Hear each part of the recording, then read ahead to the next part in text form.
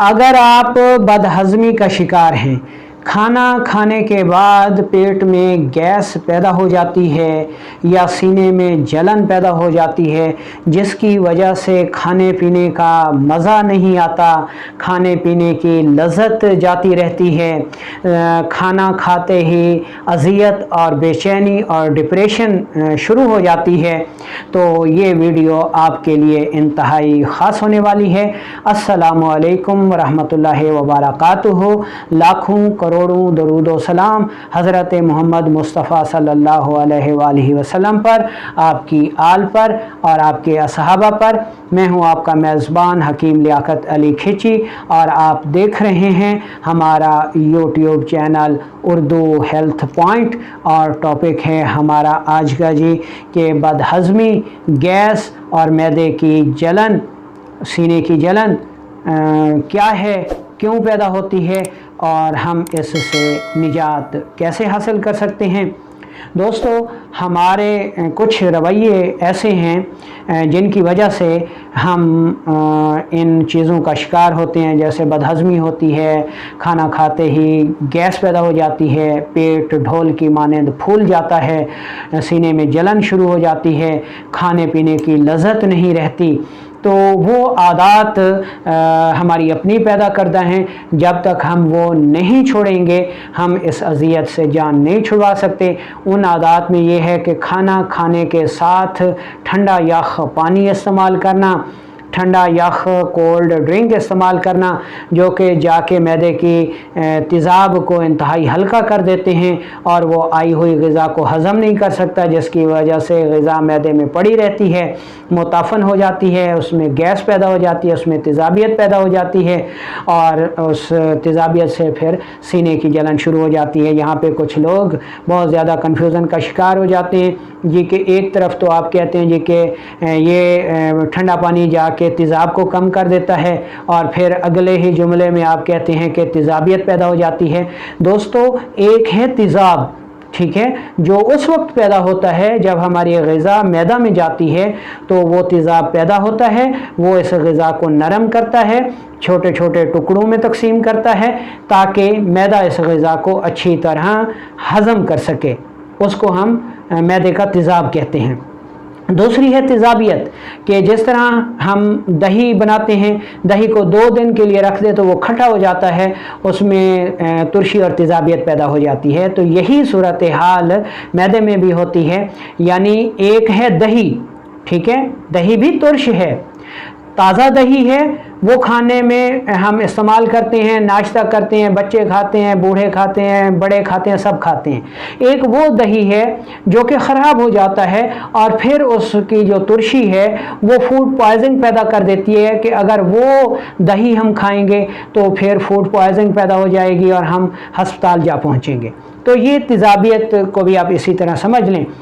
तो इसी तरह इन आदात में ठंडा यख पानी खाने के दौरान इस्तेमाल करना, ठंडे कोल्ड ड्रिंक्स इस्तेमाल करना, दूसरी बड़ी चीज़ है जी कि खाना खाते ही चाय का इस्तेमाल करना, और तीसरी चीज़ है कि खाना खाते ही लेट जाना, चौथी चीज़ है जी खाना खाते ही हम बिस्तरी करना। ये ऐसी आदात हैं जो कि मैदे में ख़राबी, तेज़ाबियत, गैस और जलन को पैदा करती हैं। इसलिए सबसे पहले हमें इन चीज़ों, इन आदात को छोड़ना होगा। इसके अलावा खाना खाने के औकात मुकर्रर ना करना, जिस वक्त भी दिल आए वो बकरी की तरह खाते रहना, जी कि घर से नाश्ता करके गए हैं, ऑफिस पहुँचे हैं तो जी चाय मंगवा ली, बिस्किट मंगवा लिए, उसके बाद कोई क्लाइंट आ गया, वो खाने की कोई चीज़ ले आया, कोई फल ले आया तो हमने वो खा लिए, ठीक है। यानी खाने के औकात मुकर्रर ना करना, तो ये भी मैदे और सीने की जलन और तेज़ाबियत और गैस का बहुत बड़ा सबब है। और सबसे पहले खाने के औकात मुकर्रर करें। ठीक है, भले आप सुबह दोपहर शाम खाएं, लेकिन इस दौरान और कोई चीज़ ना खाएं, ताकि आपने पहली जो चीज़ खाई है अपने निज़ाम को मौका दें कि वो उसको अच्छी तरह हज़म करे और उससे साले खून पैदा हो।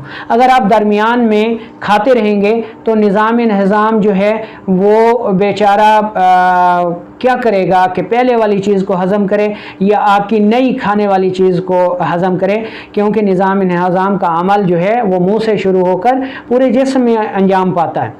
इसलिए एक ग़िज़ा आपने खाई है तो उसको हज़म होने का मौका दें।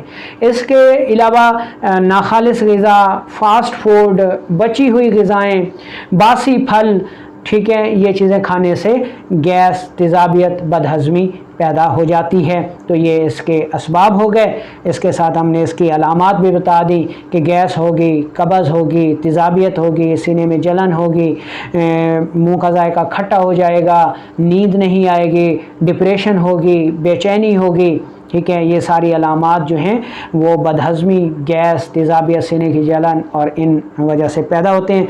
अब हम इसका असूल इलाज आपको बताते हैं।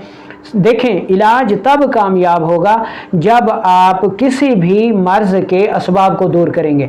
यानी आप तेज़ाबियत, गैस और सीने की जलन और बदहज़मी का शिकार हैं, ठीक है, और उसका सबब है फ़ास्ट फूड, खाने के दौरान कोला मशरूबात का इस्तेमाल, या खाने के फ़ौरन बाद चाय का इस्तेमाल, या खाना खाते ही लेट जाना, या खाना खाते ही हम बिस्तरी करना, ठीक है, ये उसके असबाब हैं। आप इन असबाब को छोड़े बगैर थैले के थैले भर के अद्वियात खाते रहें तो आपका ना मैदा ठीक होगा, ना तेज़ाबियत ठीक होगी, ना बदहज़मी ठीक होगी, ना सीने की जलन ठीक होगी। इन चीज़ों को अगर आपने ठीक करना है तो पहले उन असबाब को छोड़ना होगा जिसकी वजह से ये सब चीज़ें पैदा होती हैं। तो सबसे पहले वो असबाब छोड़ दें और उसके बाद आते हैं इलाज की तरफ। इलाज में आपको 3 चीज़ें चाहिए। पहले नंबर पर आपने लेनी है अजवैन देसी, और दूसरे नंबर पर आपने लेना है पुदीना, और तीसरे नंबर पर आपने लेनी है सूंढ यानी खुश्क अदरक। तीनों चीज़ों को साफ़ सुथरा लेकर इंतहाई बारीक पाउडर कर लें, और ये तीनों चीज़ें बराबर वज़न होनी चाहिए, ठीक है। अब इनका पाउडर बना लें और किसी डब्बे में महफूज कर लें। चाय वाली चम्मच का आधा हिस्सा ताज़ा पानी के साथ सुबह, दोपहर, शाम इस्तेमाल करें। इस नुस्खे का जो मिजाज बनेगा वो है गरम खुश्क, ठीक है, जिसको गुद्दी उज़लाती कहा जाता है।